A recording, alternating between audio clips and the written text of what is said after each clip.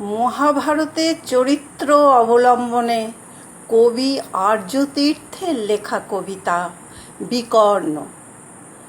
যাজ্ঞসেনীর খুলছে শাড়ি, টানছে ধরে দুঃশাসন, দায় ছিল যার গর্জে ওঠার, নিচু মাথায় সে পাঁচজন। দুর্যোধনের নগ্ন উরু ইঙ্গিতে তার ধর্ষকাম, হস্তিনাপুর দেখছে বসে ধ্বস্ত হতে তার সুনাম।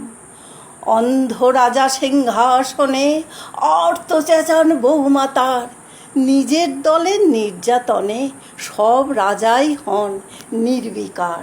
কর্ণ বসে হাসছে হা হা, রাজার দলের লোক তো সে, শর্তবিহীন সমর্থনে তাবৎ আরাম সুখ বসে। ভীষ্ম দ্রোণ কৃপ নীরব, সরকারি লোক হাজার হোক, রাজার কথাই তোমার কথা, তুমি যখন রাজার লোক। খল শকুনি দেখছে সবই, বস্তুত সে ধ্বংস চায়, ঘরের মাটি লাল হয়ে যাক দেশ বিভাগের যন্ত্রণায়। সুশীল সভায় ঘটছে যখন রাজ অপরাধ জঘন্য, ঠিক তখনই তার বিরোধে চেঁচিয়ে ওঠেন বিকর্ণ। বিকর্ণ নয় কেউ কেটা লোক, 100 ভাইয়ের একজনা। এর আগে কেউ তেমন করে তার কথাটাই জানত না। যতুগৃহে কারেন্নিরা, যদিও তা নেই লেখা।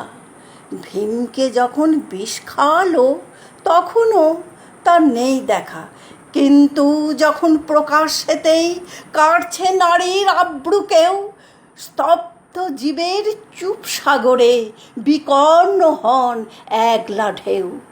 চেঁচিয়ে ওঠেন রাজার কুমার যুবরাজের বিরুদ্ধে, মহাবলী পাণ্ডবেরও গলায় তখন সে সুর নেই।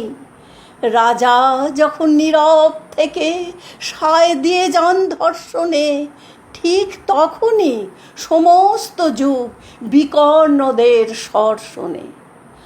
আমরা যারা কিচ্ছুটি নই, একটি মাত্র ভোট কেবল, অত্যাচারের সামনে এলে সঙ্গী শুধু চোখের জল। পোষ্যভাবে যাবনা চিবাই অন্ধ এবং নিকর্ণ, প্রার্থনা হোক আমরা যেন একবার হই বিকর্ণ। প্রার্থনা হোক আমরা যেন একবার হই বিকর্ণ।